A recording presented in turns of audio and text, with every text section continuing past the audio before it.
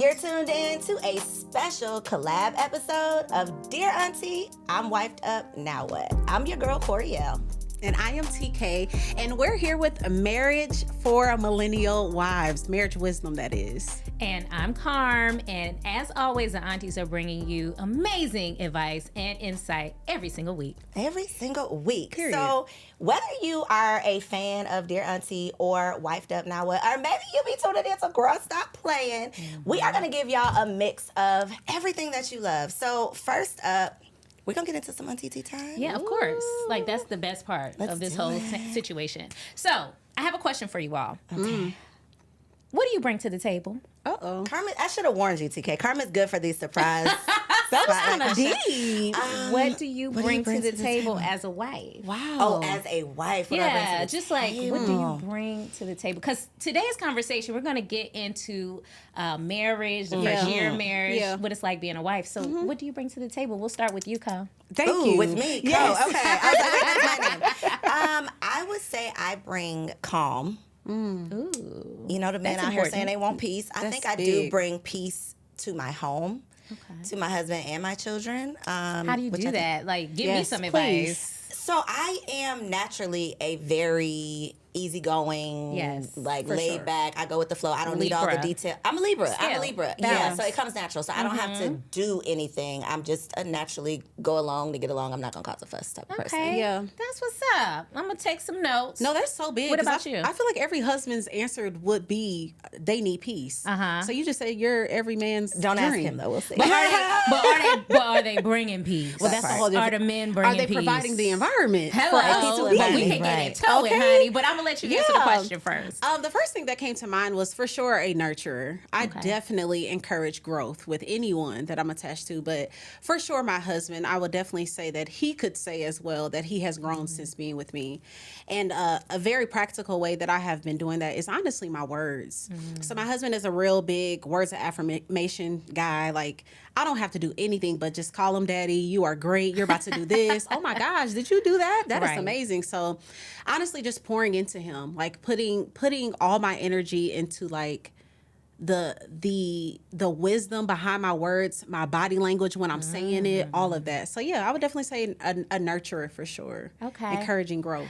So for me, I'll say I think I bring joy. I think I bring joy to the situation. I'm a fun person. I like to do stuff. I like to explore new things. And I feel like sometimes men aren't really into that. Like, they're focused on their work and like providing and all of that good stuff. So I'm like, okay, babe, we're about to take a trip to the beach, relax, take off, that kind of thing. So that's the vibe I bring. But the reason I asked that question, I knew there was a reason. it's a trick. It's a trick It's question. always a trick. Oh, okay. All right, so there's a post that's floating around social media. I'm not going to read the whole thing, but essentially it talks about a man buying his wife an engagement ring, and it was $35,000. Okay? And so somebody looked at the wife and said, for that investment, what does the man get in return?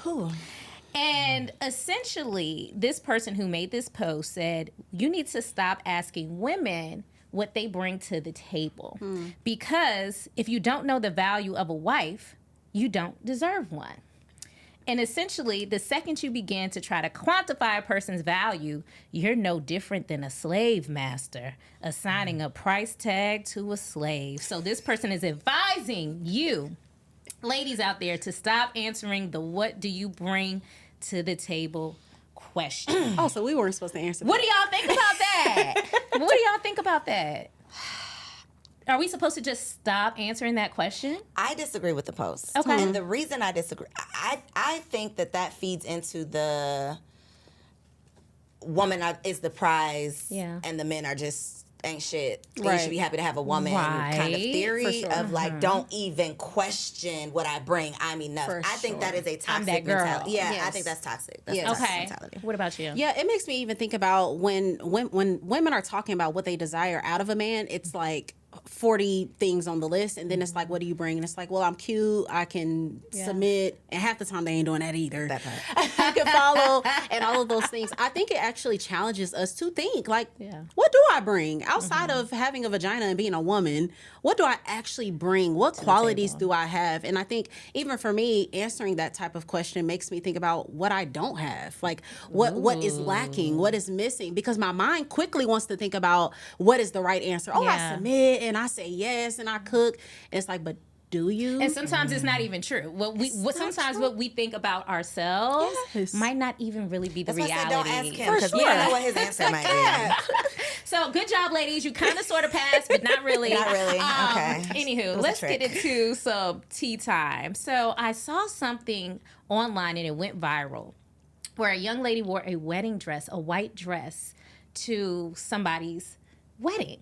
She's a guest. Wore a white dress to That's a wedding. correct. Okay. A guest. And everybody was getting it on film. And she was like on the dance floor having the time of her life. And the bridesmaids and everything were like in the corner, like me mugging her, like, I can't believe you're still here. Yeah. So if that happened to you all, what would you do? Would she have even made it to the dance I was floor gonna say, at your I'm surprised wedding? the bridesmaids didn't turn into the bride gang. Yes. Snatch her off the dance floor. What? Because for me, Why did she make it that she far? wouldn't have stayed there. Not at all. At all. Yeah. And when you talk about wedding etiquette, that's just, to me, that's just incredible. And I think we have a video of it, and I think it's going to play later on. No, it's gonna play right now. Okay, awesome.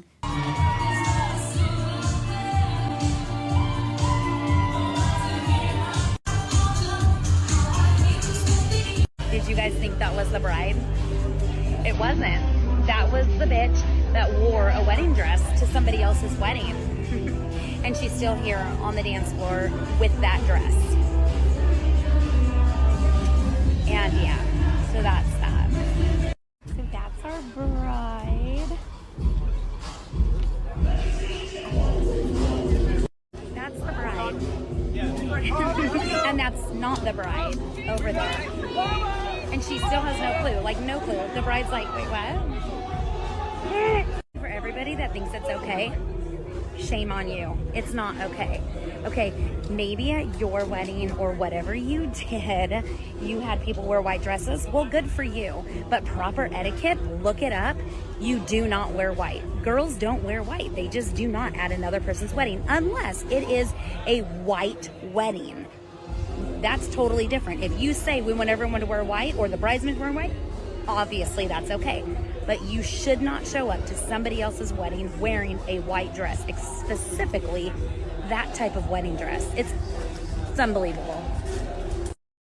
Okay. Anyway, Okay, y'all so get then the, we come back. Okay. Y'all get the point. But I just thought that was insane, and I had to share that. Yeah. That's like crazy. How many of y'all was no longer surprised when you saw it was a white woman? And she was not a colored person. A black, we don't play that. Yeah. So it would have just never happened. Would have Yeah, never happened. the bride I wouldn't even got to see that. would've Before never- my she sisters and would've never cousins happened. and all that would have been like, Got escorted out. who is this? Period. people? And was that her friend? I don't know part. who it was, but Whose anywho. side was she Hopefully it was So a stranger. just don't do that. It's tacky. Please For sure. avoid wearing white and similar Cream, wedding dresses. beige, Yeah. nothing in the white family. Okay. Yeah. So moving right along. Another scenario that was online. A man proposed to his fiance, and he gave her an option of different rings to choose from. About 5 or so rings to choose from. I think I have a photo where you guys can see it, and I think it's going to go up on the screen too. But check this out, ladies. I mean, Are we here for it? a whole bunch of rings to wow. choose from. What are thoughts on that? Do you think that's doing too much? Hell no. What?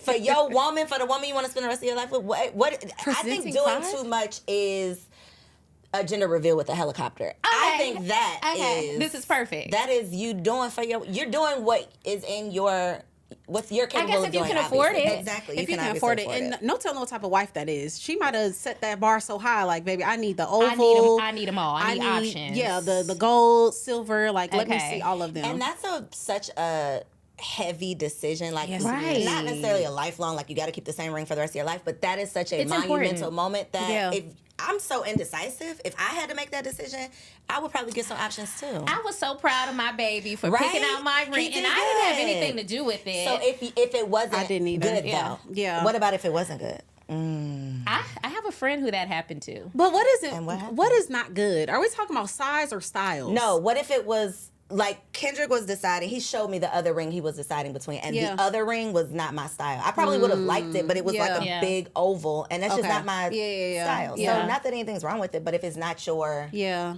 I guess I didn't even think about it. Yeah. I was just like, don't bring nothing too small. Like, don't So embarrass it's me. size But what if more it was important. small? What if it was small? I don't think it would have been. I think that I set that bar enough. Like, don't even come here What, with like, what is small, too? Because if it's Right. like, you know, like, if you got to really zoom in, because I didn't need a fat ring, but it's like, okay, care a little bit. You want somebody to look at your hand and be like, I need to Okay. love her. Yeah. Right. She's Somebody taking care love of her. Yeah, for like somebody sure. taking care of her. Because it can be so small. It's like it's giving promise ring. It's Are giving you- purity, yeah. abstinence. Yeah. Like, is this wedding? Like, What's happening? yeah, I Are need we you to see adults? this and be like, oh, she's for very sure married. married. Yeah. Okay. Yeah. Well, I have a friend who that happened to, and she Okay. ended up getting her ring upgraded later on in the marriage, but in the beginning, it was very small. Okay. It was a small ring. I was gonna say so I don't sound so vain. It also depends on where you're at. So had my Right. husband been in a different financial situation, then for sure, I don't care. Yeah. Walmart. I mean, shoot, I lost my ring and was wearing a Because Walmart is it ring. about the ring? Of course not. No, But- definitely not. But, however, the ring is kinda important. is. It's important. Yeah. It's important. If we're being honest, Okay. it is Yeah. I important. love honesty. All And right. you don't want to explain. You know, you're so excited Yeah. when you get engaged Right. that you just want to be showing everybody. And if you are like embarrassed, that Disclaimer. just ruins your vibe. Yeah, you're gonna be like, they're gonna be like, oh, Yeah, I got congratulations. engaged, and you just like- They're gonna be like, congratulations. You're gonna hold your hand down. You're gonna be like, well, later Disclaimer. on, Yeah, we're gonna upgrade. now. Yeah, no, fellas, Love it. don't do your girl like that. Next up, do y'all know Dr. Boyce Watkins? I do. I do. Okay, so he's known for talking about all things socio-political online. He's kind of controversial for some not. Pro-black. And so he made a post the other day that got a lot of feedback and a lot of traction. And I want to read it, and I think it's going to gonna go be up up here on somewhere. it's going to go up on the screen. He tweeted this: confession. When I was a 46-year-old single millionaire with a PhD, I could have had nearly any woman I wanted. I chose to marry a woman in her 40s because I didn't want to marry an idiot or a child. Strategic men don't just pick women based on what they look like. And then he puts a picture of him and his wife. So some folks were saying that's kind of like a backhanded comment about your wife, when you are basically saying, I'm not picking you based on what you look like. Now, we've all seen this before where husbands come out and they like basically embarrass their wives in, you know, Instagram posts or whatever when they're apologizing and saying, you know, she been with me for 10 years and I dragged her through the mud. I cheated on her, had a side baby and stole her credit card information. But thank God she's still Held with me me. down. She's such a good wife. Right, I got me a rider. Yeah. Not a compliment. Not at all. That's not impressive. I Yeah. am No. not impressed. No. Yeah, so not feeling that. At all. No. What? Yeah. And so those are my thoughts. I just feel like when you're married to someone, you have to be very careful about the things you post online. For sure. Because people can come back and clown your wife or your husband. And in that Yeah. moment, you might be feeling whatever it is that you're saying. But, you know, you look back on it and like, damn, I shouldn't have posted. But even having a platform, the size that Yes. he has, I feel like just a post that said "I love you, baby" is gonna get some good and some bad comments on it. For sure. So Correct. to give people something to talk about, that post was full of ways to come back and insult my wife. Exactly. And that's Sure. what people did. They insulted Super the petty. wife, So it's and pretty they negative. and the tone was also in the comments that he was insulting his wife. So it was just Right. So keep it cute, Not a Dr. good Boyce. look. Please. And last but not least, I know you guys have been dying to talk about this scenario. I know I have. I couldn't wait to get on this chair and talk about this. Will and Jada. Let's talk about it. She I'm actually like could not chomping wait. at the bit. I have so much to say about it, but I want to know you all's thoughts Well, first. TK grunted or So- something. So what do you think, Yeah. TK? Yeah, I think that one thing that I just don't like about social media in general is like giving foolishness the platform to influence people negatively. And I think one of the things, first and foremost, y'all know that Will and Jada was everyone's Goals. relationship goals. Like, oh, they're so sweet, they're working it out. And I mean, to be honest, I think anybody knew that this was coming, but I feel like now it's kind of okay. let me say something that most people probably will be upset that I'm saying. The whole movement of women doing what they want to do within a marriage, outside of the marriage. Like, I've seen videos of women like, if you cheat, just be prepared for me to have a side too. Like, be prepared for that. So I feel like she's kind of like the mature version of like the Sukianas and the Wait a minute. Ratchet? I do.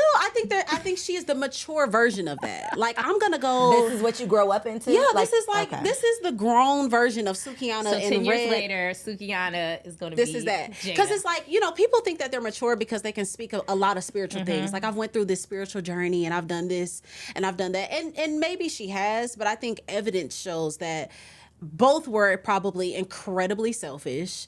Both of them focused on changing one another. We all see that this never works. And so I think that she just got tired of trying to change him.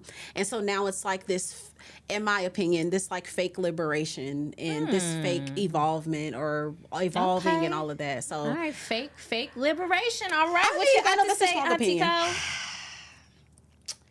I am just disappointed in Will and Jada. I'm not gonna lie. They were definitely like, if you asked me, not even that they were relationship goals, because I don't believe in emulating anyone's relationship. Right, that but can take you down the wrong path. I appreciated them being like the example of Black Hollywood, at least. For sure. Yeah. Black love.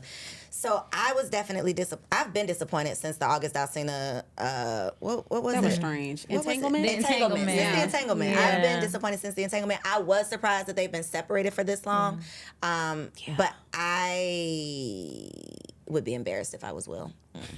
Well, hey, I mean, and that's the thing. A lot of people are saying that Will is embarrassed or that Jada is embarrassing Will and that kind of thing. But I got a whole different We know. perspective about the situation. Bring it around.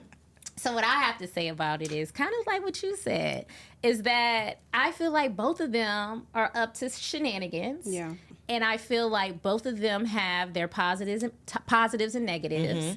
And that the reaction to Jada sharing her story to me feels like overkill. It feels like people are attacking her for sharing her truth. And I just kind of don't understand that, especially since Will wrote a whole memoir, He did. whatever year that was, maybe 2 or 3 years ago, And did the same thing. and said the exact same stuff that she's saying, but she's just saying it now. Yeah. And so to me, they both have an understanding about what it is that they're doing. And I think we're more embarrassed for Will than he is for himself. Clearly, because he's getting some of these these Coins, from these book coins. Okay. Yeah, and I think it's okay for marriages to look different for people. I feel like it's okay for people to do what works for them. And to me, it seems like whatever it is that they're doing works for both of them. Does it though? That's what I was going to ask. Is it working? Is it working if They're this is still what in it. But see that's like, do you get credit for suffering for as long as you can? Like, is that a prize? Did you win something for sticking it out and suffering? So one of the things, to your point, one of the things that really did kind of rub me the wrong way about their relationship, or what they've shared with us, because to We be don't clear, know. we don't know these people's actual relationship. Not at all. But what they have shared so far was that they are never going to get a divorce. They said they would never get a divorce. And I don't think that kind of thought process is a healthy thought process. I feel like I'm one of those people that feels like divorces are there for a reason. Divorce is an option for you. It is. Whew. If That's a This is deep. Look, right. That's a topic That's within a whole itself now. episode right there. because if you are unhappy and you're suffering, to your point, why would I stay in a marriage where I'm suffering? Why would I live a life where I'm suffering and I'm unhappy? That doesn't serve anyone or anything. So anyway, I have one little clip I want to play, and then we can move on, because Auntie can talk and talk and talk. But I think it's going to go up. Hopefully it plays. I really wanted to play. Ability to make me happy, and it's her responsibility to make her happy, and then we're gonna come together and build on that happiness. Will Smith is continuing to get candid about his marriage to Jada Pinkett Smith. The 53-year-old actor is featured in a new cover story for GQ and discusses the revelations in his upcoming memoir titled Will. The Philadelphia native reveals that Jada was not the only one engaging in other relationships outside of their marriage. He explains, quote, "We have given each other trust and freedom, with the belief that everybody has to find their own way, and marriage for us can't be a prison, and I don't suggest our road for anybody. I don't suggest this road for anybody, but the experiences and the freedoms that we've given one another and the unconditional support, to me, is the highest definition of love." Anything that I need to make myself happy, I will present that to my wife that I need that to be happy. Divorce is not an option. We're gonna be together. So we're gonna figure out how to be happy. The Independence Day star also touches on his fantasies involving other women and candidly discusses working with an intimacy coach. Will's greatest desire in the world? To have a harem of girlfriends. Specifically, Will names Misty Copeland and Halle Berry and says his intimacy coach even worked. So, and the clip is a lot longer, but the point I was trying to make is that he's talked openly and widely on a consistent basis about their relationship. And I just feel like, again, the backlash that Jada's getting, and I feel a little bit of misogyny in the mix. Y'all know how I think. I feel like because she's a black woman, she's getting a lot more pushback than Will got because he's the man in the relationship. So now it's being viewed as she's emasculating him. But when he was doing it, it was viewed as, oh, he's just telling his truth. Yeah. I think that so much has happened between between the time he released his book and now, because the entanglement happened since then, Red Table Talk happened since then. Jada is in the limelight, you know, so to speak. I don't feel like Will Smith was popping at that time. Like, nobody was paying attention to him. So, I mean, I don't mean it like that, but Will, he's always been in the mix. no, he's always in the mix. But I don't remember hearing about that book the way we're hearing about Jada. Yeah. I don't think it was. And the climate was different. Social media wasn't, you know, it was just a different time. I just think people don't like Jada. But anyway, let's keep and it the moving. slap, and the famous slap has happened. So that's A lot has happened. You know? And I do think that a lot of people don't like her, but I also think that people are really excited to hate women too.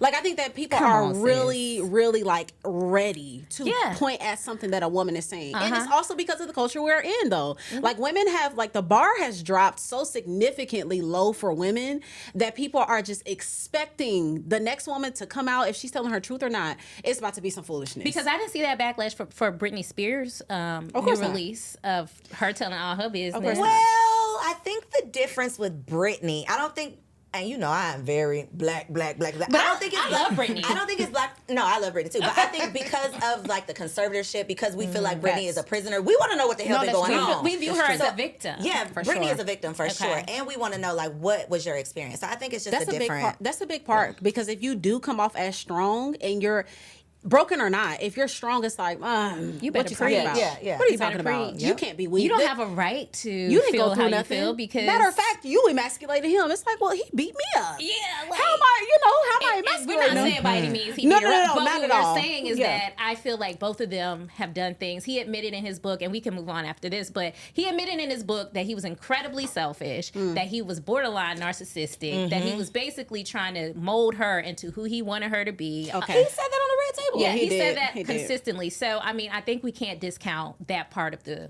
story is all I'm saying. To be honest, this is my last point. To be honest, I really like, even thinking about it even more, I really don't feel like this is super grand news. Yeah. I feel like almost every marriage, a majority, are trying to change something about their spouse. Yeah. Most of them go in. And it usually fails, like you said. For sure. For sure. And instead of doing what Will and Jada do, which is they've been separated for years, people just leave. And so I feel like that's the only difference. Like, it's really actually not as abnormal as we're making it seem. No, they're Come both on now, selfish. we know a bunch of aunties and uncles that have been separated and living the What? same kind of way for years, but they Yes. just didn't want to get a divorce And they because it probably was have shameful. so much commingling and so many businesses and so many things Yes. that for their children it wouldn't even make sense for them to try to Exactly. split things up. sure. So I feel like for legacy reasons, Business decisions. yeah, it makes sense. For Okay. sure. So I'm gonna be quiet. What y'all got? All right, girl, I feel like we already did these reactions. No, that was okay, good. so social media streets full of craziness as always. There is a clip that y'all are about to see where a non-black woman shares her opinion. Her husband asked her if she would ever cheat. So we're gonna play the clip, and I am curious to hear y'all's thoughts. So here it is. Could you ever cheat on me? Absolutely. That's why I don't make dumb decisions like talking to guys one-on-one or hanging out in like compromising situations, because I'm a human being, you're a human being, and I'm sorry, babe, I don't know if this is hard for you to hear, but everybody is absolutely capable of infidelity in the right/wrong circumstances. Oh, okay. That's why boundaries are so important. You're never going to see me in a situation, even if people think I might be too strict, I don't care, because I'm not taking that chance. Amen. I'm not putting myself in a position to even be close to a position to potentially fall to temptation. I'm going to keep it 100, because anyone is capable of cheating, but I will not be cheating on you. Excellent. I love that. I love you.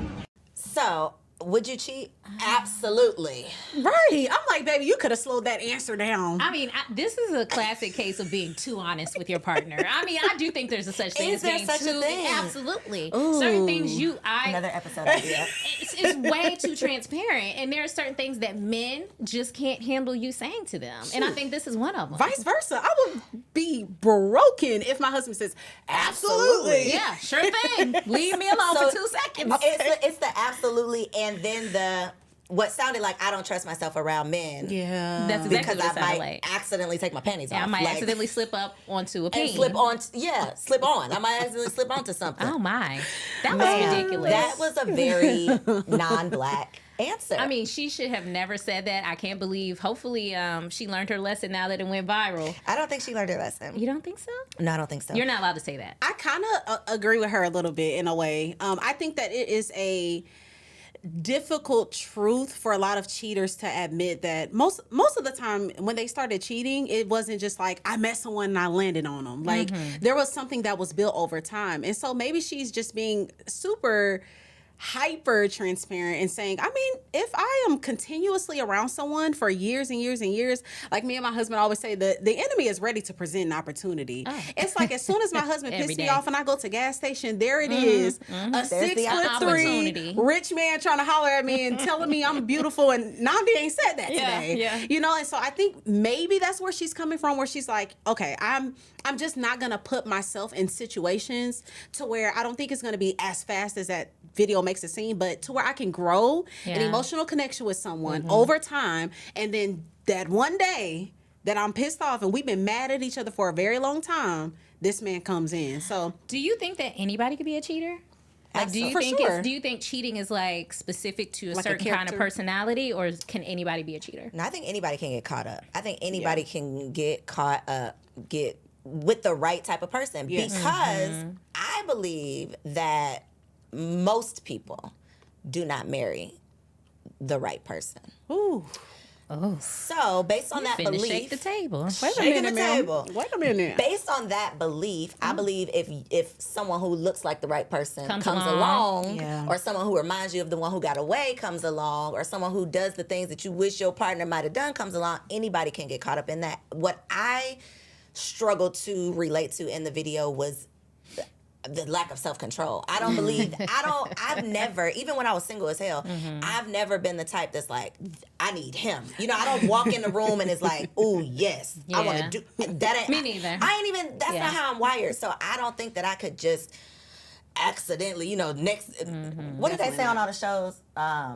And one thing led to another. Oh, yeah. Like, I don't think that could be me. That can never be me. So I can't relate. Well, usually that's how cheating happens. One thing does lead to another. And now we in the bed. Y'all think it's that, or do y'all not think it's a time built with someone? I think it could be either It's a or, mixture. though. Yeah. Because that lady cannot control every scenario. So No, if for she works a job, what Yeah. about if it's her manager that, her you know, boss. comes in and she has this connection with, Right. Yeah. then what do you do? Yeah. So that to me is the problem with that. It's No, like for sure. you can't control yourself. Like ever? You just can't be around no man She's ever. like, that's why I don't put myself in a situation. girl I'm said, telling you right now, Bob. absolutely. So anyway, Yeah, no. My feelings would have been hurt. You got some My husband famous- did not ever answer like that. I mean, don't. listen. But I'm Not not ever. asking that question in that way. And then, so if that's your answer, I'm definitely not hitting publish. What? Yeah. We're Yeah. talking after this. Yeah, Like, let's talk. why would you ever be so comfortable to just talk to me like that? I don't understand it myself, but it is what it is. He liked it, we love it. Okay. Now I do have a question, because you said something about emotional infidelity. I forgot what you said, but you said something like that. I have a question. So, and this is going to go up here somewhere, but Kerry Washington and her former co-star on Scandal. Oh, yeah. I feel like every time I see them on the red carpet, Fitz. Every time I see them on the red carpet, they're giving this energy. Now, Carrie's married. Carrie's married. Okay. Yeah. So my question is, speaking of putting yourselves in situations That where, looks like a situation, yeah, baby. like what do y'all think? Like, would you be comfortable if your partner? Girl. We talked about this. No actors, no entertainers. That would not be my partner. But is that something that comes along with having a partner that Who is in the limelight? who's in the industry? Couldn't be me. So I've actually been in these scenarios. Definitely no emotional connections. Disclaimer that. But when I was doing Christian hip hop, I was always the only female in the room. I was always the only female at any rap show, any concert opening up for that, and I've had to take pictures. And I did grow brotherly, sisterly type of situations. So it can look that way, but that's something that Namdi and I had to sit down and talk about. Like, hey, you will have to like be okay with like knowing I will be around men. I will be taking pictures with men. I do videos with them. There is a relationship there. So I do think that there's a certain level of like, this is the lifestyle if you're an artist, an actress. But I mean, the picture is kind of wild. I mean, I ain't never been like holding somebody's chest or like doing something crazy. I mean, the way that they're Their gazing. relationship on the show, though, Exactly. it's giving off camera. Yeah, it's giving in real life. It just moves from off camera into real life. If That's I what was it her is. husband, I would not be okay with that. Yeah. Not at all. That would make me uncomfortable. But we're just gonna assume that they don't. There's nothing nefarious going on behind the scenes. But I'm just saying, if it were me and that was my wife, it would give me a little jolt to my system. Yeah, I just be embarrassed for people being so bold to embarrass their spouses. Yeah. Like that part. That's kind of the embarrassing because part. even if it's innocent, we're sitting here The talking look. about it right now, and that's embarrassing to your husband. Yes. Because what? I think there's a scripture that says, "Don't let your good be evil spoken of." So even if I have good intentions, if this is going to look crazy, like I remember there was a time that I was at church and this dude came up to talk to me. And he like sat down on the floor at like my feet and was like super close to me. And obviously this is like my bro, but I'm like, Get your ass This up. is gonna look weird. I was like, this really don't look so great. So I like ended up getting up and like scooting away a little bit. So I think it's just being super intentional about, like, you do got to be careful about how those interactions Optics are important. For sure. Yeah. You don't know if that other person's intentions is good either. They might actually got a little crush on That you. part. So You think it's innocent. What your husband think? Yeah. Okay. Speaking of people who don't have husbands, let's talk about lesbians really quick. Okay. Oh, So there's a stat. Y'all like that segue? Did y'all like that? Everybody cute. enjoyed it. Okay. So another social media post that I was very intrigued and kind of surprised by, because we always hear the divorce statistics around Black marriage specifically, but here it goes. I could not resist, so I had to look it up. From the Office of National Statistics, from a 2019 study, in ever-increasing numbers, we are now at a lesbian divorce rate of 72%. So the top 4 reasons that they are reporting getting divorced is feeling ignored, inequality in the partnership, adultery, and domestic violence. Personally, I feel like this lends some weight to men's arguments and complaints about how women are behaving in relationships. Because when you have lesbian divorce statistics that look like that, the girls are kind of telling on themselves. Oh, so she really going there. 72% divorce rate compared to the 50-ish for heterosexual couples. I think there's a lot of reasons behind that. They be beating each other up too. That's one thing I know. But it's very different. Like they said, the domestic violence piece of it, like women, if you're in a relationship with another woman, you're not going to be There's nothing gonna stop me. afraid Yeah. to put your hands on her because she's a woman, right? But secondly, I think another piece is that women are most likely to file for divorce, even in heterosexual marriages. So if it's 2 women, So they out, because a lot of women have decided, hey, I'm not staying in a marriage that doesn't fulfill me. I'm not staying in a marriage where I'm getting abused, whatever the case may be. Men, even if they want out, they typically are not filing for divorce. They're typically not going to be the first one to be like, hey, I want out. So I think that might have a lot to do with it too. Yeah, I think that I agree with her. So I do think that a lot of it's actually double-sided. So I think on one end, we are seeing, we have more knowledge, we are more aware, we are more self-aware, and I think that we also look back at grandma them, because a lot of people compare our relationships today to our grandmas. Like, grandma them was staying, but grandma them also like had no other option. It was literally like, if I leave this man, I'm homeless. Couldn't even get a bank account until what, like the 50s or 60s if you were a woman. Recently. So it's a different type of woman where women are making more money than men. We can easily get our own home. We can easily get our own house. And so I think that women have more knowledge, but I think the downside of it too is that we don't have the same fight that grandma them had. The same fight to like, you know, nowadays it is a very much like, if you ain't meeting all that, Out of here. See ya. oh, it's another man that could next, and then there's another man that could. But the grass ain't always greener. It's definitely It's not. usually It's not green greener. where you water it. that The part. grass is green where you actually water and you actually nurture it. And so I don't agree with the hopping up out of marriages just because I was unhappy for 3 months. you had an uncomfortable day. Girl, you know how That part. hormonal we be? Sometimes I was just mad at my husband for yesterday, had to apologize this morning. And he didn't do nothing. That was my hormones. So I can only imagine what 2 hormonal women? Oof. Lord have mercy. Girl, what? Yeah, we're beating each other up. And For sure. We're fighting every We are month. fighting. I just made a post about this the other day about how we are constantly in this day and age chasing dopamine. Oh, yeah. Which I think is a side effect of social media, but constantly always wanting to feel good all the time. And it's like, if this person doesn't post what I like, I'm gonna unfollow them. If this at this job doesn't make me feel good, I'm gonna quit the job. If if my relationship doesn't make me feel good 24/7, I'm gonna get a divorce and I'm gonna listen, toughen up. Please. We need to toughen up as a Please. society, and everything is not going to be happy-go-lucky 24/7. Some things require a breakthrough, overcoming challenges and things like that. So I'm not saying by any means, like I said earlier, to stay in a relationship or a marriage where you absolutely want out and you've given it your all. But I am saying if you find that you've come to the end of the road, go ahead and make that move. But you got to stick in there if you can. Yeah, can. for sure. Yeah. Speaking of sticking in there. I know. Speaking of sticking in there, I feel like one of the things when I got married, I had no idea of what I was stepping into. I didn't know what to be excited about. I didn't know what to be afraid of. I was 22 years old, so it was just kind of like toss and throw myself up in there. I want to ask you ladies, did y'all have any fears prior going into marriage? Did you already have expectations, have any non-negotiables, anything that you were just maybe a little cautious Wait, about? so you were 22. I was 22. How old were you when you got married? 36. Okay, and I was 30. Well, this is going to be an interesting how old was I? conversation. Very much so. For sure. Okay, 35. okay. Yes. So fears. Yeah, fears. Because I feel like because I was so young, I feel like the older you get, maybe the more aware and maybe the longer your list might get. But me, I was like, oh, a man, he Very true. provides. A man, a ring, a what? Yes. A man, a ring, a penis. Yay! Got it. Got Okay. Fears. I was so excited Okay. to be a wife that I was not afraid of anything. I was afraid of not being a wife. That was my fear. Is like the clock is ticking. Where is the man? I know you love me, Lord. Where is he? That was my fear. Wow. Me and you talked about this before, but I was not that girl that was like, I can't wait to get married. That was never my story.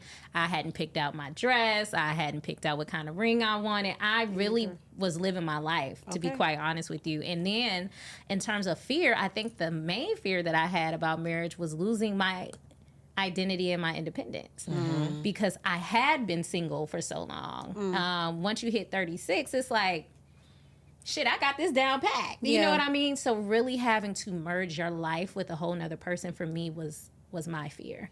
Yeah. Do you feel like getting married a little bit later that is why maybe women are so cautious, because they're like, I've built this own life. I got my home the way that I want it. And so maybe the list does get longer. Maybe there is more caution as you get older.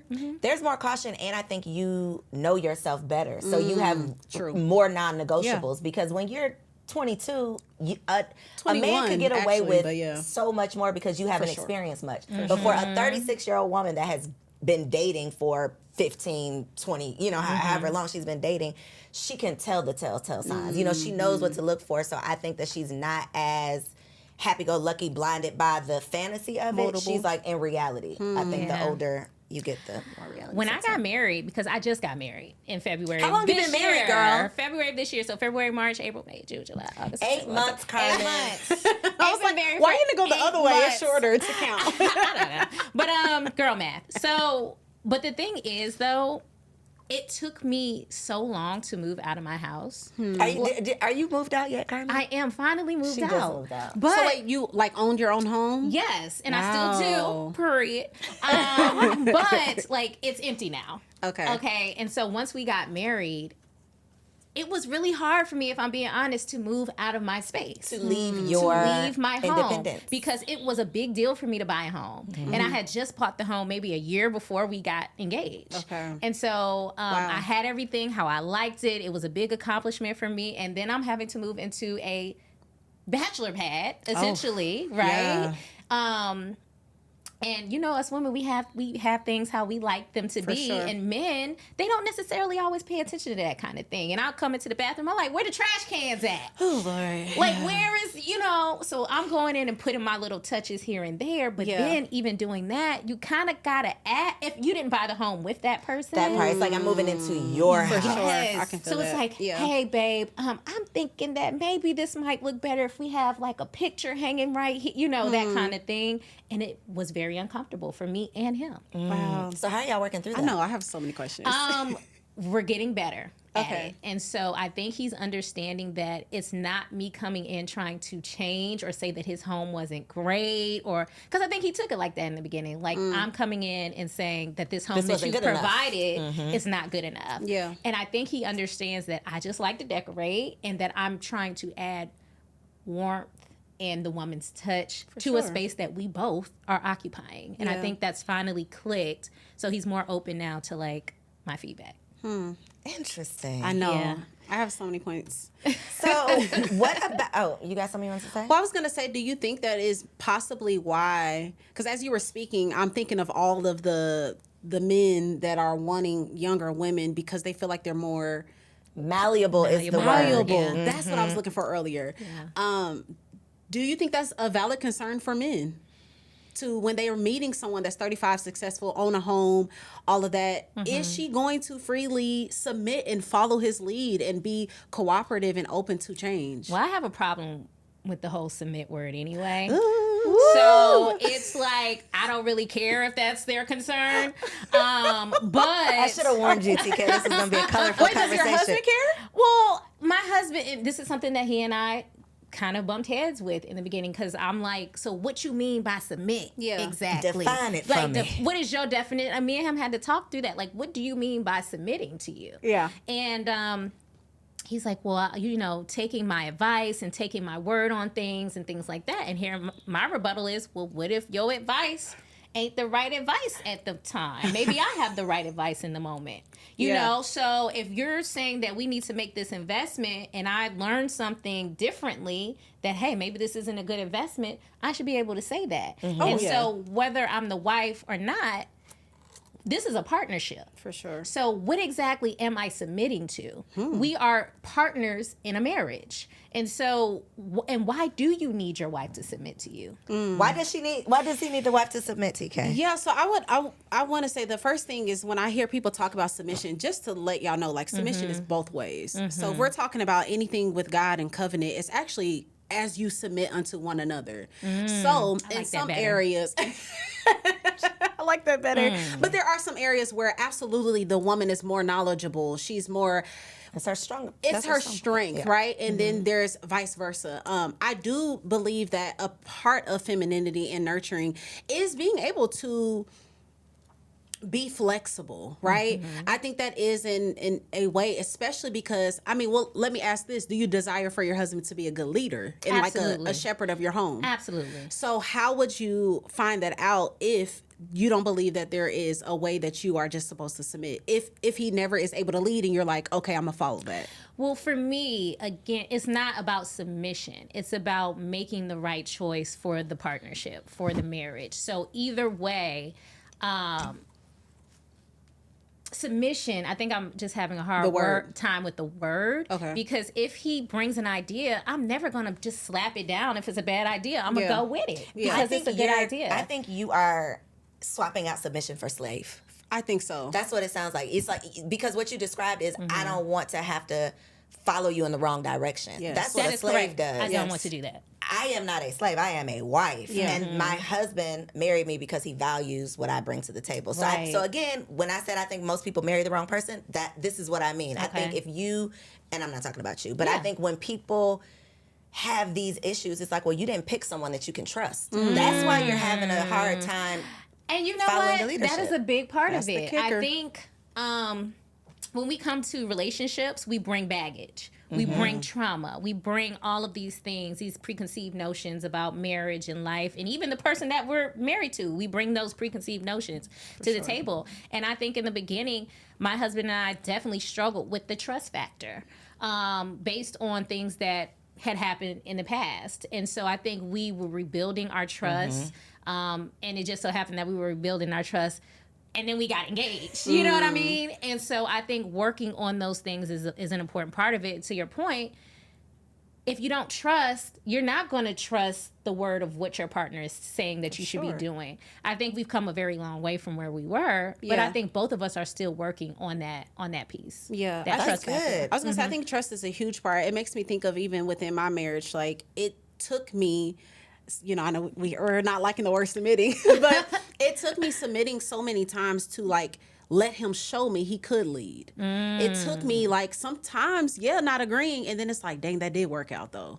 Like, because I think sometimes we also think we do know what's So give best. me an example. I think that's also my issue. What is an example of submitting? You're submitting to the lead? Because to me, I feel like we're saying the same thing. Yeah. If somebody comes with a good idea, you go with the good idea. But so if, what is the what difference? about if your idea and his idea are not in alignment? Y'all have talked about it. It has been a discussion. At the end of the day, the decision has to get made. Right. Who's going Yes. to make So that we're decision? saying that Yes. the person that should make the final decision is is the leader husband. of the home. Right, so how do you whoever you have compromise? decided is the leader of your home. Oh. My husband is the leader in my home. And I don't have again, I'm an easy going person. Like, I am not gonna push back a whole lot. You don't have to tell me the whole plan. Tell me what time I need to be there. Like, I am that type of person. So I don't have a hard time submitting, but I also know that I have chosen someone who is not gonna lead me astray.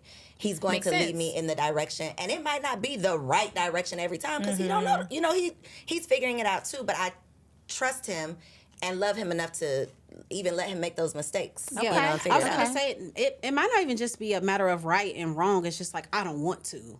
So if you simply don't want to do something, do you not submit? If you just simply like, I don't agree with that. Like I can think of actual really transformative decision that my husband made that like really shifted our whole entire lives, which was choosing to go back to a church that like really actually harmed us and abused us. And he decided to go back here, and I was all the way 100% no, this is dumb. We'd have been heartbroken by this decision. And although I necessarily think it was the best decision, coming out of it, I'm like, dang, I grew so much from that. In my character, I grew by being around people that I knew didn't like me and still like maintaining myself and grounding myself. And I knew that's even going into that situation that it would teach me more about myself than other people. And so I didn't agree with it.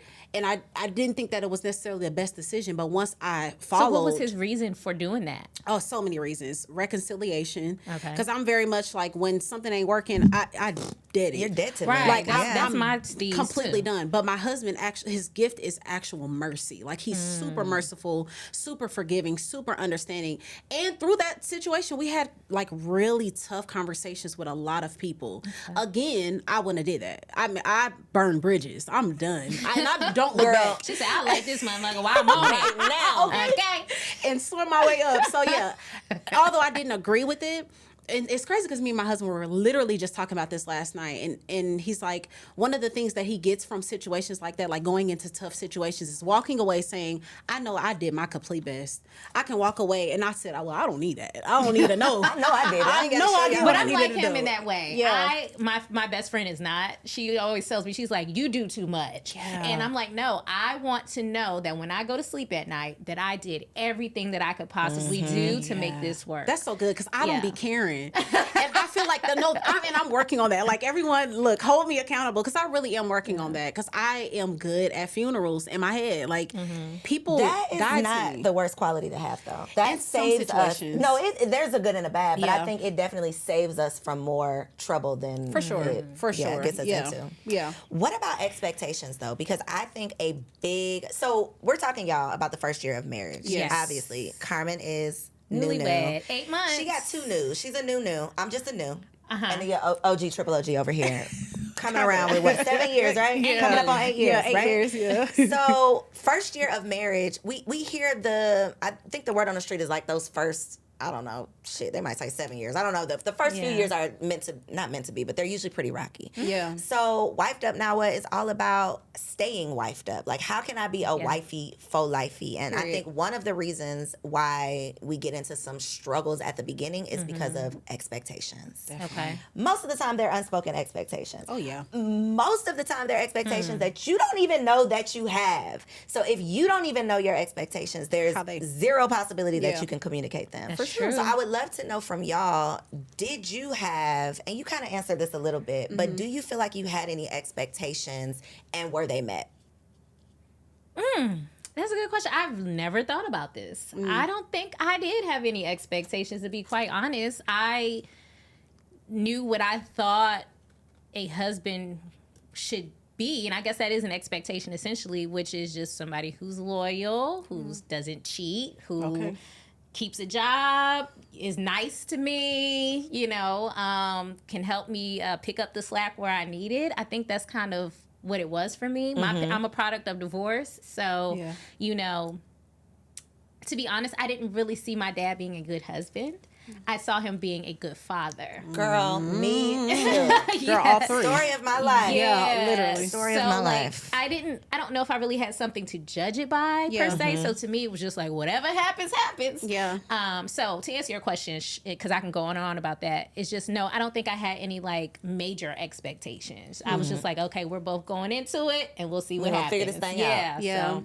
Yeah, I kind of am where you were. I know I didn't have expectations going in, but because I married so young, as I got older, I was like, I think I actually want this. Yeah. And so the more that I got to know myself, the more that I realized I'm this type of woman and I want this type of man. So going in, it was the same thing. Like my father was a phenomenal provider. Like he was a great father, a great dad's girl. Wedding, marriage, all of that is like my dad's been married. I love you, Dad. I hope he does not watch this. 5 times? Okay. 5 So or he 6 loves times? love.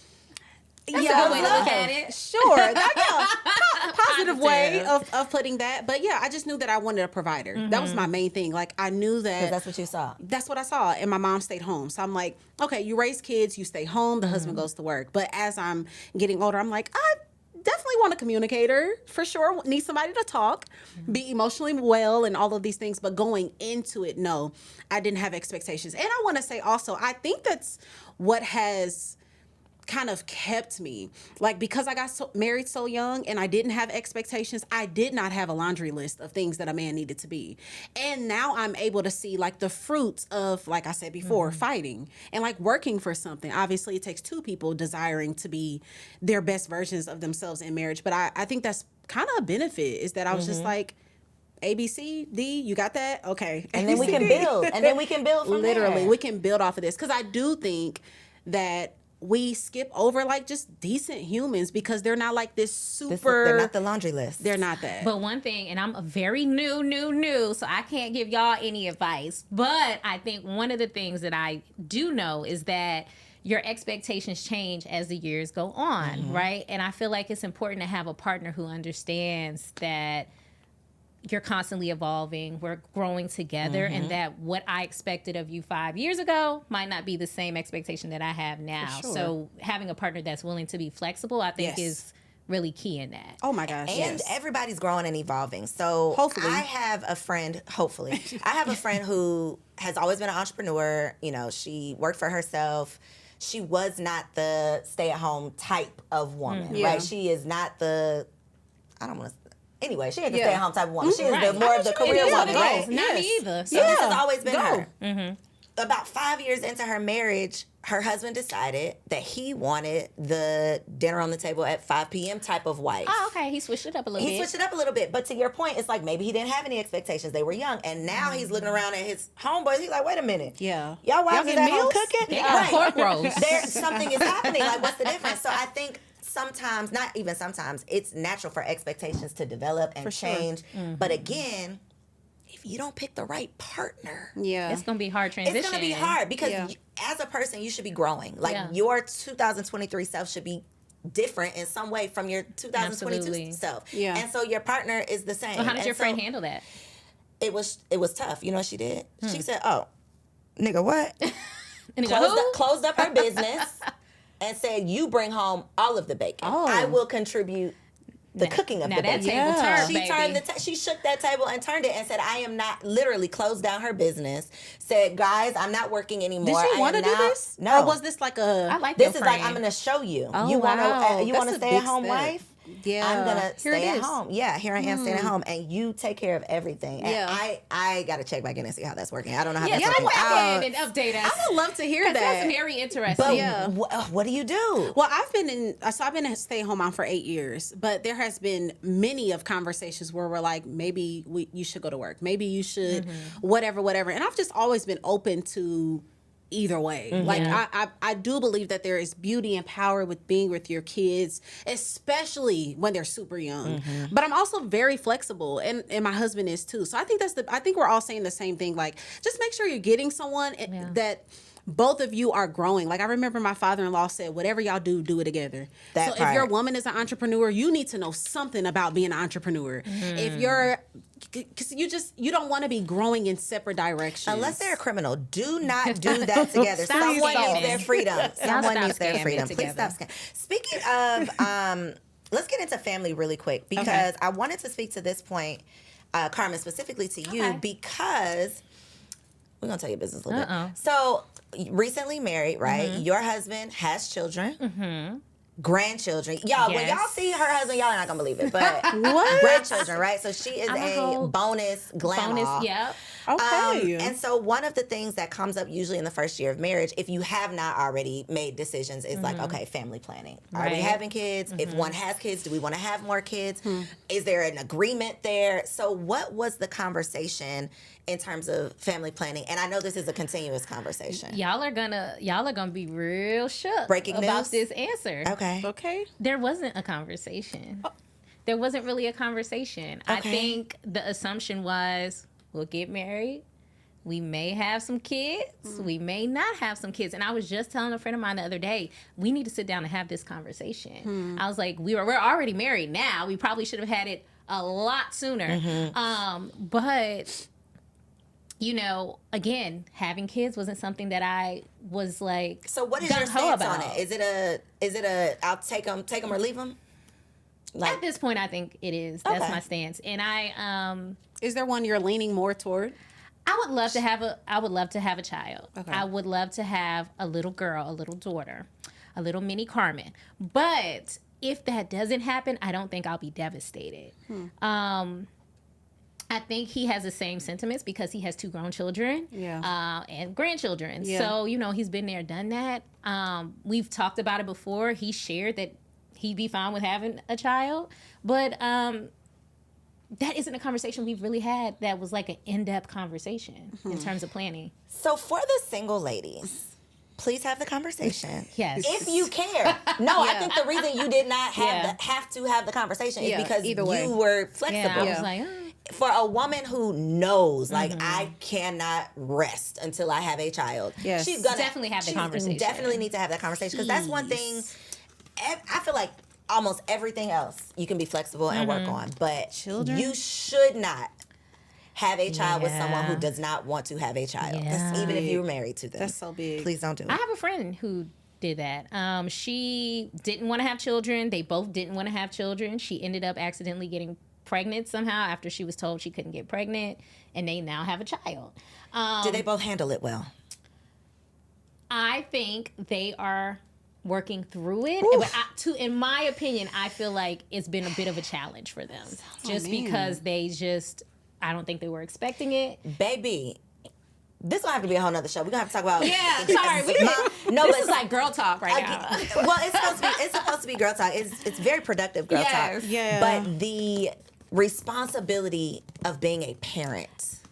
It is not. It is the responsibility. It is the biggest responsibility, My girl. God. And I know you looking like, girl, That's you've been why in I this ain't thing 2 playing years. around. It's just such a great responsibility that What? doing it with someone who does not want to do it. Oh my gosh. And it happens Don't every do single it. day. It happens every Look at single our niece, day. Krishan. Girl. Oh man, He proposed to her, by That's the way. gonna be I saw another. that. That was not. Anyway, we'll talk about it later. Yeah, that can't be real. Lastly, one of the things, or the thing that people say is like the number one reason people get divorced, money, right? So when it comes to finances, I think a lot of us struggle with being honest with money, especially if you ain't got none. Yeah. Okay? It's real That's when you embarrassing really to talk care. about it. Joint bank accounts is a conversation. I personally, we had a joint bank account when we were wedding planning because we jointly covering this cost. So we started there. That wasn't even a conversation. I think the 50-50 thing has been a rule. So I just kind of want to throw out the conversation of finances and find out, have y'all had any challenges in that space? For sure. So my husband has always been the sole provider. And like I said before, there has been conversations of me going back to work and the expectation. So he came into marriage like, oh, I know I'm not going to be a sole provider. That was a hidden thought in his head. And I was like, oh, you're definitely going to be the sole provider. You got me pregnant twice back to back. And I'm definitely not going to work, What are you sir. talking about? We got pregnant the first time we had sex. Oh my gosh. I walked into 2 baby mamas, 2 other kids. I said, just for the stress and the hell, I need to be at home. So my expectations were loud and his was silent. So he resented me for years because it's That like, happens. when are you going to get up and go work? I'm like, do you see this house? You see that fried chicken, macaroni and cheese that I made from scratch, and those greens and those green beans that I've been was popping all working. day? Oh, that I want a was plate. the job. Because I don't be I cooking. want a class. I cook, but against my will. But You want anyway, to play? go I want a ahead. class. But yeah, it was definitely a difficult conversation. I think that whether you're going to a marriage as a entrepreneur boss chick or you are going into a marriage as a stay-at-home mom mindset, it just needs to be talked about, period. That part. Because are you going to be able to bend if your husband loses his job? Because there was for a very short time that I worked because my husband ended up losing his job. But I think honestly just having those conversations. But yes, is the question 50-50? It's have any of these things ever come up? So yeah, 50-50 is the very last resort for me. It's like, okay, I gotta get up and do this. But I'm absolutely willing. I just think that having a conversation and being flexible is the biggest part. But do you think that your husband is going to ever let you know that he needs help, being that you've made your expectations so loud? Yeah. I here recently, probably within the last couple of years, yes. Okay. Yes. But it was that Girl, not within the last couple of years. You said hell no, huh? well, it was so many things. It was after a while, he started getting a pride about himself that I am doing this. And so it felt like he was failing when he wasn't able to do it. So that was all on him. Ego, that. And then the there was patriarchy. the silent conversation he was having with himself. Like, oh, you should just be able to like sense this and just get in them streets and start working. It's like, nobody, because I've been at home. So it's definitely been something that I've witnessed him resenting me for. But it was just like, if you had that conversation, you would have found out how flexible I was. And that is something that we talked about on one of our episodes recently. But just, I do feel like that when a husband becomes a sole provider, I feel like there's a chance that their resentment starts to build on both sides. One, from the mom that's possibly staying at home and feeling like she's not getting whatever needs that she wants to get met. Maybe there's something I want to do with my life, but y'all don't know that because I'm at home with the babies all day. You know what I mean? part, yeah. Or on the other end, the man feeling resentful because he feels like he can never take a break or he can't ask for help or whatever the case may be. For me, I've always been kind of like a 50. I don't say it don't have to be 50-50, but You're I definitely contributing. want to contribute. And I was raised in an old school family where you always need to have your own money. Yeah. You always need to have what they call mad money. So I have an account that is my money, and it ain't nobody else's money. And I like making my own money. Still today. Your husband knows about it though. Yeah, Or he doesn't? that's Okay. my money, my savings account. It came from all the jobs that I got. Okay. So, but aside from that though, and here's another conversation we had when we got married. He mentioned joint account to me, and I kind of got like, oh my God. He said joint account. So I started doing all types of shit. And he was like, you know what? What is the big deal with this joint account thing? Why are you so like upset? I wasn't upset, but I was obviously hesitant about it. And so I asked him a lot of questions. I was like, so what is this account for? What are we doing what out are of we this doing with account? this account? Yeah. And so he had to explain it to me. And I'm like, okay, if this is for emergencies, household, and we worked through that. But money is a touchy topic. And I feel like it's something that you got to just get out front. For sure. In the beginning and really talk through it. And the last thing I'll say on money is, I think for men, it could become very stressful when they feel like that their wives expect things from them. Because I've seen this happen in my relationship recently, where my husband, he just felt like, hey, I see you buying all these things, and you want this, you want that, and I want to make sure that I'm able to provide that for you. But I feel like that puts a lot of stress on our husbands, and I don't necessarily want that for my husband. I want to be, if I want to buy something, that's okay, babe, I can buy it myself. So anyway, I think it's an ongoing conversation when we're talking finances, especially as you start making more money. That part, when you start making more money, if you transition from, career to entrepreneurship, if somebody loses a job, like these are, the moral of the story is all of these are consistent conversations. Yes, This isn't just okay, we talked about it. It's like something has changed, now we got to talk about it again. It's a recession, now we got to talk about it again. The business ain't doing what it was doing, now we got to talk about it again. And being I haven't worked for someone, I was a bartender, but I don't really count that. I haven't had a for real job since 2011. So I am the non-traditional one in my relationship. And baby, I am grateful for that paycheck. I am grateful for that health insurance. I am grateful. I am grateful for that stability. And so we have, our issues like everybody else. And there's not one thing that we, argue about or have challenges with, but it's just such a consistent conversation. And that's why I think the notion that money is breaking up marriages is what it is, because we gotta talk about it all the time. We gotta talk about who's paying for what's a good investment, who lost some money, who made a bad investment. Like there's so many. But we don't talk about money. And I don't know if this is a black family thing. I was literally just about to say this. If it's a because white people, I feel like they talk about money. First dates. Yeah, but I feel like it's such a hush-hush thing in our community. It's like, you can't tell nobody, don't tell nobody how much money you make. And don't, I feel like because we don't talk about it in our communities in general, it's definitely going to be hard to talk about it once you get in a relationship. For sure. You don't know what to follow. It's like you were saying, you were raised on make sure you have your own money. I was raised on the man is supposed to do that. So you're fighting tradition. Does this actually work for us? What was he raised with? Exactly. Whole completely opposite. What was his mama doing is the question you need to ask, because what he saw his mother doing, that's what he most of the time is what he's going to expect you to do. Yes. And I think it's just a conversation to have as you have kids too, because I just want to make sure that husbands aren't out here wanting a working wife that is also giving attributes of a stay-at-home mom. So if you want me out in here in these streets, you talking to like 80% that is of the it's men. not gonna happen. Like, you cannot expect a woman to pay 50-50 work 2 jobs basically, but get the benefits of a stay-at-home mom who has maybe more of the capacity to create and make these beautiful meals in this house. You got a woman that's been working just like you. You preaching. It's in the oven. Now you that's preaching. the part. It's the like, frozen meal in the oven. I'm stressed about money too. All right, ladies, we could go on and on about whatever it is that we were talking about earlier. So let's just move into Dear Aunty. So on our Dear Aunty podcast, we give weekly advice to our listeners. And so we always say that this is not expert advice. We are not experts, baby. Life advice. We have PhDs in life. That part. Okay, so let's get into our Dear Aunty.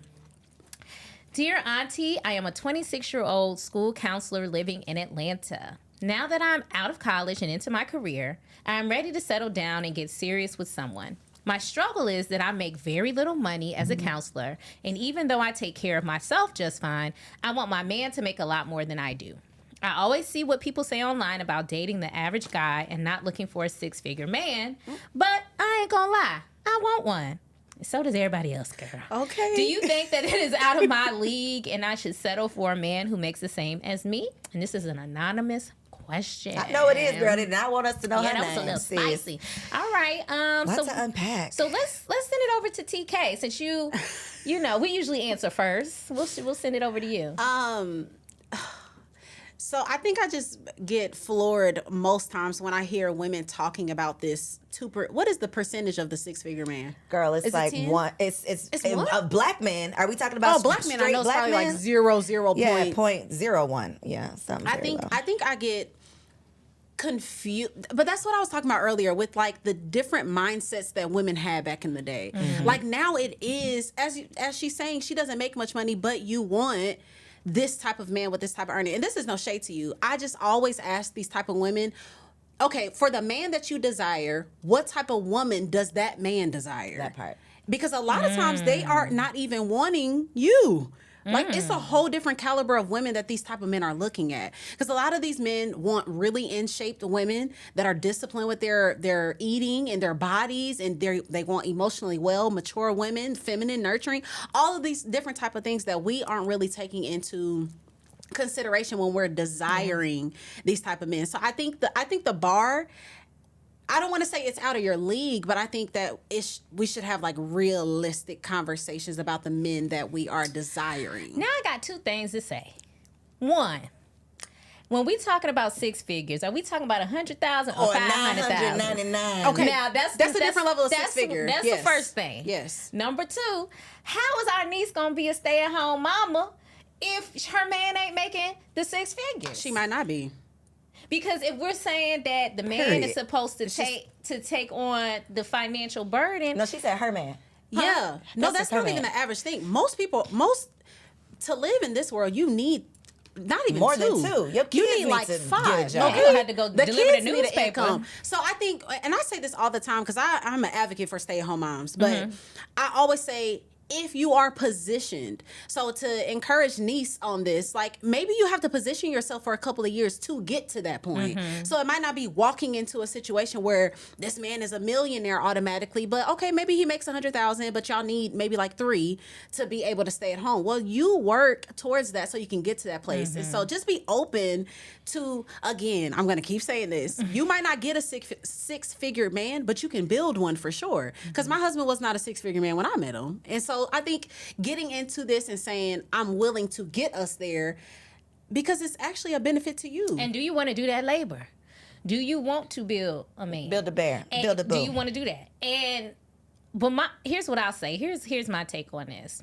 I think it depends on the man, and it depends on maybe even the race. I don't know, but I've seen six-figure men, millionaire men, take girls out of the bar. Wendy's. Oh. No, Well, for sure. Wendy's. Like, I mean, look at somebody. Look at somebody like, and this is like just. I'm just saying this person because it's somebody everybody knows. But like Anna Nicole Smith, for example, she was working at like the bar in Texas, and she got hooked up with this super rich man who, whatever. He just kind of picked her up out of there. So there are some men that do not that. necessarily dating to find a rich woman. For sure. Right. They don't. Especially men who have money themselves. That's not what they want. Exactly. Not what they want, but that's not their priority. Right. Sure. In a partner. I don't think that's like on their list of. That's not on their list. They don't mind getting a woman who is fresh out of school with no job, because they're not looking for someone to come along and provide for them as women are. The only, I guess, issue that I have with her statement, because if we're being honest, everybody desires someone who's going to make their life comfortable, period. sure. Whatever that looks like for you. Absolutely. I like how you made it anonymous, though, because you but I can't tell y'all that. But the challenge that I have with that last line was, should I settle for a man who settling. makes the same as me? Because Sissy making the same as you. Yeah. So you are taking what you deserve, kind of, someone who is on your level. And I think that is even the problem with the whole high value, high earning man. It's, to your point, TK, what does that man desire? Because if you are not a match for that man, then you are like living in a And would he fantasy be world. settling if he gets with you? How about that? Why do you want him to settle? I was going to say, even the whole Wendy's scenario that y'all gave is such an exception. It's not like the main majority. Like, millionaires are not going to Wendy's drive-through saying, hey, baby, come on get let in me the car. marry you. Like, that's not even that's not a most of the time type of thing. So I just want to say, like, let's not lean on a small percentage of that happening. An anomaly. But the social Exactly. worker, the social worker thing, it could be a teacher, it could be a social worker, it could be anybody who's in that demanding field that is getting paid pennies, right? That type of woman, a man would definitely not like look down on that type of woman Definitely because not. she's not making any money. And I don't think that you should like limit yourself. And I can't even lie. When I was a teacher, I ain't want to date no other teacher. You know, because how we both gonna be broke? That's what I was thinking. I didn't either. So I might not be the person to answer this. Good luck, niece. Can I give encouragement to her? Please. Yeah. Okay. Because I don't think we just to gave her no say, encouragement. I know. I think we was just like, Throw girl, it up a little bit. be on your level. Be for real. Be for real, sis. I was gonna say, like, make sure you're getting in the rooms. Like, do your best to get in these rooms of the men that you do desire. Like, just make sure you That are. part. That was helpful. If you don't. Because they don't care about money, but I think a lot of high-level men care about cooperation and like going with the flow and making their life easier. Being, as Cole is, the piece to her man's life, and so like working on yourself, I think Kobe becoming. lies Girl, I hope he agree. I'm gonna have to go home and ask him, girl. I think she lied, but go ahead. But being such a place, like I say this for friendships, marriage, all of it. Like make sure you are being an asset in this position. So when you're getting in these rooms and you're meeting this high value man, just make sure you know what you're bringing him and that you're actually working on yourself. But get in the rooms. Hey, you never know, it might happen for you. And listen, this takes it back to the come on full circle moment. This ain't nothing but God, because you started out asking us, what do we bring to the table? Sis just needs to make sure you are bringing something of value to the table that is in alignment with the man that you desire. Yes. Come on, helpful. And I feel like, just to put the icing on the cake, Put it on I it. feel like as a counselor, you possess those qualities that you were talking about earlier. Helpful, nurturing, going with the flow, being a support system. So you got it, sis. So you got this the is so stuff. good. Okay, so you don't have to settle. Yeah, He's coming. I'm so proud of He's us. coming. We did good. Girl, we usually not that helpful. No, this is God. Okay, it's game time. So, as y'all know, if you don't know, if this is your first time tuning in to Wifed Up Now What, we play a game called Run or Have Fun. We need like intro music. I like this. So it's basically for the single women who desire to become wives. Okay. So I have some scenarios here, and we're just going to tell them, based on this scenario, should they get the hell away and run or stick around and have some fun. Okay, I'm going to be good at this. Okay, so homeboy wants to date for at least 2 years before getting engaged. Should you run or have fun? Have fun. Before engagement? That's like, can I be like this? No. You can't. They should run. What you say? No, I'm saying have fun. Okay. Have fun. Okay. I mean, I think that shows intention. You want to date, you want to get to know me before you make that big move. I don't want nobody who just rushing in to marry me. Okay, good point. Yeah. Yeah, I think it's the intentionality. I actually think it can be done shorter. So that's why I was like, I mean, it could be done quicker than that. But I think for a man to even have that type of expectation is a great thing. Because most of the time, we're the ones saying, hey, what about that marriage thing? Are we into this? So I think it's something, I think it's a positive thing. I said run for my 35 and up ladies, only because if you get to the end, well, I first of all don't believe in those strict Those 90-day biological rules. clocks. At the 2-year point, I'm going to know for sure on this day. Right. I think that those things are just unrealistic. I do appreciate that he's put some thought into it, obviously, but I just feel like I'm too old for this shit. And I was old when I got So Cole says, engaged. give me 6 months, Girl, baby. okay, and- I was like, so is maybe your answer 1 year. shorter? Yeah, my answer is Okay, shorter. so that's so Because should I have I'm- said run? No, you said what You said But what I you just think said. for the So older it's too ladies, long for you It's too long to date for 2 years. Not to date for well, yeah, because how long are we going to be engaged? Oh yeah. Because we got to plan a wedding, or do we not plan a wedding? Well, Are first we of going all, to the courthouse? What's I'm happening? very much against the marriage industrial complex. So, What is the that? wedding industrial complex okay. where everybody spends $40,000, $100,000, $50,000. yeah. Go down to the courthouse if it's that serious. You want to get, 6 months, we could be engaged and plan it. We could be engaged for 3 months and go down to the courthouse. This is That's true. true. So anyway, That's true. We need details. Okay. Yeah, for Next sure. one. He has not been in a relationship in the last 10 years. Oh, Should baby. you run or have fun? 10? run. I want to know Okay, why so you we're were all even run? thinking about it. Because I think, for example, if somebody has been in a marriage for a long time and they got divorced and then they just decided, I'm not going to necessarily get in a serious relationship, I'm just gonna date, I'm just gonna hang out. I mean, maybe that could be the case, but 10 years is a long time. So I just thought about a friend that actually has been single for 11 years and abstinent. So I kind of changed my answer a little bit because it does depend on the question is why. Yeah, the question is definitely I need why. to know why. But I definitely feel like 10 years is, even if it's a healing journey, that's a long time. You guys should have some healing by then. baby, you should be God. Something after 10 years. Like, you should definitely, it's giving, I should be sitting at your feet, getting my prayers answered. So I don't know. I think it's a red flag because my question is, have you been having partners during this time? You still been intimate with people? What are the details? What are we doing in this 10 year? Were you aggressively healing? Did you go on sabbaticals and like go to Israel and what was that journey? Or was you just out there slanging it for 10 years? Exactly. Yeah, I would have questions. I think, though, when it's the other way around, Carmen, I'm going to look at you because you're too young for this. Okay. I know that you have some friends. Carmen and I, no, you're younger than me. So okay. Carmen and I have been out of school for quite some time, right? Yes. I can definitely think of a handful of people from school that have not been in a relationship since school. And I mean an actual committed relationship, not just talk to people. Yeah, no, I think I can think of a few that's too. pretty common for a lot of women. That's true. So that's just one thing to know. But I would still personally run.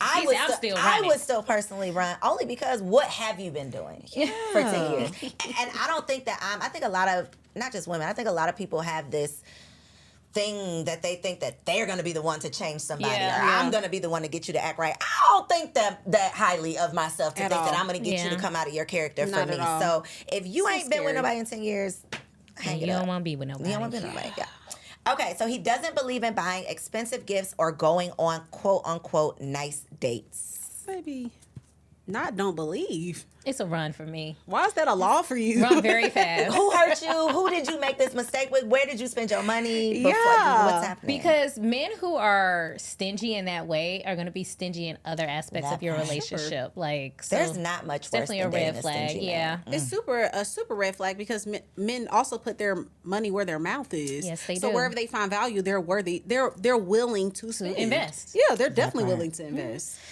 Okay, last but not least, he already has kids. You do not, and he does not care to have more.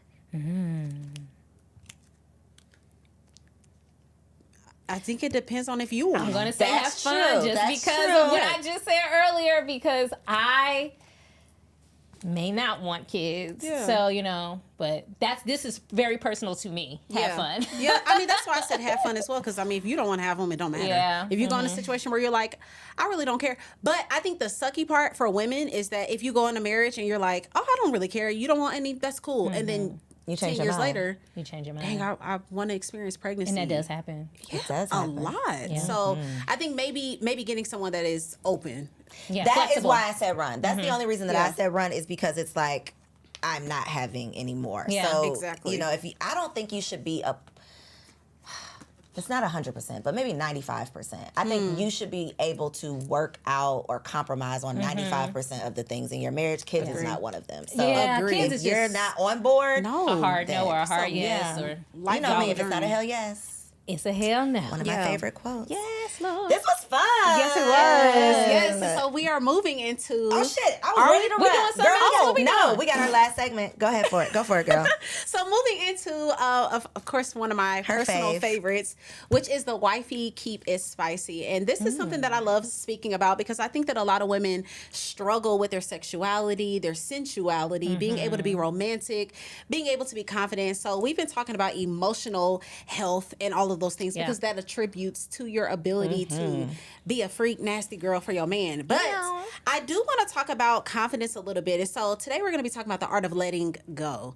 So letting go of all of the perceptions that you have in your head, as well as of this good stiff girl that you got going on. And so the one thing that dropped in my spirit was self-confidence. One of the things that I think holds women back from being, I have to quote somebody real quick, the prophetess evangelist, minister, pastor Amber Rose. There was a interview that she did, and the man asked her, "Why do you think that you are one of the best in bed?" And she said, "Because I am unafraid of being ugly. I don't care what this boob is doing when I'm in this position. I don't care what this stomach is doing. Like, I'm literally not afraid of like I feel her on that. being filthy, nasty, ugly. Yeah, I don't care about that. And I think that this is a lot of women's worry. Like, what is my boobs gonna look like as I'm bent over in this? Like, I'm holding them up. Like, just because I already know it looks good. So. It don't matter. From any angle, okay? Angle. I wanted to encourage you. First and foremost, a lot of us want to blame all of this exterior things, but this is a personal value. This is a personal self-worth image thing. And so just being super intentional about working on your body image. That is something that I know is a curse word for a lot of people, but like, and there's no standard. What will make you feel good? If your stomach is a little jiggly, then like, since you know what to eat, you know what to do, you know what to, you know it was jiggly before y'all lay down. And honestly, they don't care. It's about you. They don't care, but you do. So doing the things that you know will get you to feeling the best possible. So working out, eating well, all of that. Also, effectively communicating with your partner, your husband, that will allow you to be ready for the nighttime. So a lot of us are complaining about men. You didn't hug me all day, but now you're ready to poke me. Now you want to. And it's like, now you want some ass. How you thought I was just gonna be this nasty, super ready, and you ignored me. You walked past me. We ain't sexed in like years. You ain't brought no flowers home. You didn't help me. But like, and I say effectively communicating that. So not, now you want some booty and you ain't. But like having the moments that you are out on dinner and expressing it in a way that's like, baby, you know, I get so turned on at night. Like, I'm so ready for you when you have been affectionate towards me. You have been super kind to me. You helped me out. Oh my God, this kitchen, you cleaned it up. Like, these are the things that get me hyped. So not communicating your desire when you are depleted, but communicating that desire when you're full, when you're on a date and you're feeling good, because how we communicate is a big part. And then the last thing is to go get your sexy back. A lot of us have given up on like lingerie and sexiness, and we're gonna be rated R for just one quick moment. Okay, I'm gonna look away. So one of the things that I know personally for me, and this is just putting myself out there, hopefully a lot of people don't watch this, but hopefully they do. Actually, we rebuke that. No, but one of the things that has allowed me to like be okay with whatever I look like is doing it in the mirror. So getting used to seeing yourself sexually. So that can be recording yourself and watching yourself back. That's between you and your husband. I'll talk about that. Yeah. Because make sure those memory cards are. Girl, I cannot imagine this, TK. Watching myself. I know. I don't even watch my podcast. You think I can watch myself have sex? Wow. Well, that's what I'm saying. Challenging yourself and doing it in the mirror. You're gonna have to go to a class so, like, with TK. Listen, a lot of ladies are having this pitch black sex. Turn on them lights. And I highly suggest LED lights, so it ain't just looking like regular room lights. Hold up, I told y'all we were going to get there. We're not having regular lights on, like okay? These lights? We're the studio lights. The orange that y'all seeing, the pink that you seeing, make the room red, make the room blue, okay, right? I like that. And then have you a couple mirrors in the corner and just poke up and look at yourself. And I think that you'll be able to realize, one, how freaking beautiful you look while you're doing this. Yeah. And two, it will allow you to let go. Like, I know I look good. Let me give you this, Daddy. I love that. So yeah, that's my wifey keep it spicy. That's amazing. I love that. That's good advice. Shit. Are we recording ourselves? Girl, listen, let me tell you. I have to have Kendrick stop watching this show. Because every episode you say something that I'm like, shit, now he's going to be asking me. Throws you off. Okay, how do you feel about doing it in the mirror? Carmen? No. I've never done it in the mirror, so I feel like I literally don't watch my own podcast because it does something. You know, it's like, oh my God, cringe. I'm not opposed to it though. We talked about this. Like, I'm not opposed to, I'm trying to be wifey for lifey. Yeah. So I'm not opposed to doing any of these things except for things in my butt. That's my thing. Don't put it in my butt. Yeah. But other than that, I'm open. So I'm cringing, but I'm not opposed to it. Yeah, it was super cringe for me at first. Like, it would be like, look, I'm like, I don't have body. I don't have that though. So I would probably do it because it would make me feel like more freak nasty that I'm not, you know, I'm trying to channel something. So maybe for that reason, but for sure. Girl, he didn't see me have babies. Yeah. Like, I'm not worried about what he thinks about a titty hanging or whatever. Okay, I'm not worried about that. A lot of women are though. Yeah, A lot of women are super insecure about that. Yeah. Huh. She You said, gonna "Not do it in the me." mirror? Yeah, absolutely. Yeah. I don't have that issue. So, okay, Carmen, we do ask our guests though for a wifey keeps it spicy. So share. Oh yes. Oh God. Take us out with your spicy wifey advice. I don't know if I have any. I know for me, what my husband really likes is me buying outfits. Okay. So I just got one in the mail the other day, and I took it out and I show him like in the beginning of the day. So it arrived and I pulled it out and it was like this big, and I'm like, look what I got. Okay, this big. And Okay, he's like, Dangle. what is that? And I'm like, it's an outfit. He's like, oh, so you see the little smirk on his face or whatever. He's like, okay. And I was like, this is for later though. Yeah. And then, later on you So put we on better the have outfit. a great day today. Right. Nigga. To your point, you And- better act right Effectively communicating. And so I think building the anticipation is what makes it spicy.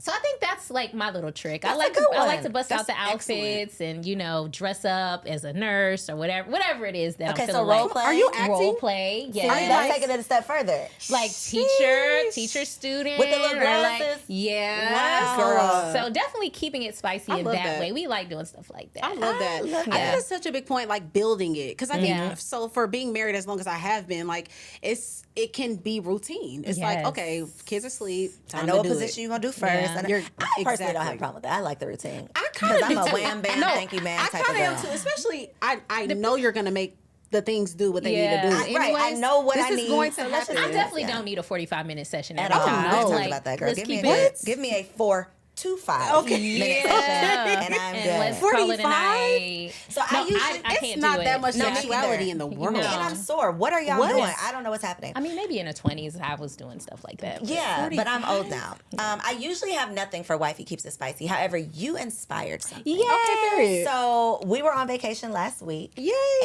And I was in the room. He was outside on the balcony. And I sent him a little text message with some emojis, like some come get it emojis. Period. And y'all, I heard shit falling outside. He didn't drop stuff. Like, seriously, he's like, oh, damn, I got too excited. And that was like, You almost Yeah. hurt that man. Yeah. I love that. So those little, Anticipation yeah, is those little bomb. anticipation. Yeah. There's one other thing that I heard. I've never done it, but I'm gonna try it. A couple that like has a shared folder where they put all of their like spicy photos and spicy videos. Like they Okay. just like Of they'll each other? drop it in like during the day or throughout the week. They'll drop it in the folder and it'll give you an alert like somebody just dropped something in here, I and then it's love like that. you in the mirror or whatever you're doing. But they love have a that. shared folder as a couple. Oh, that's so Okay. bomb. Yeah. I'm doing that. See y'all, Wifey is keeping it spicy so we can stay wifey for lifey. Y'all, bomb ass episode. I already Yes. know that it was. We already feel that it was. But please let us know in the comments if you enjoyed this conversation. Yeah. Now, if you did enjoy this conversation, you have 2 things to do this week because you got to go leave 2 reviews, okay? 5-star reviews for Dear Aunty and Wifed Up Now What. And make sure that you subscribe to the YouTube channel. Both of these amazing podcasts are Grown Woman TV originals, as well as a whole lineup of other amazing shows. So thank y'all for tuning in. See y'all. Bye.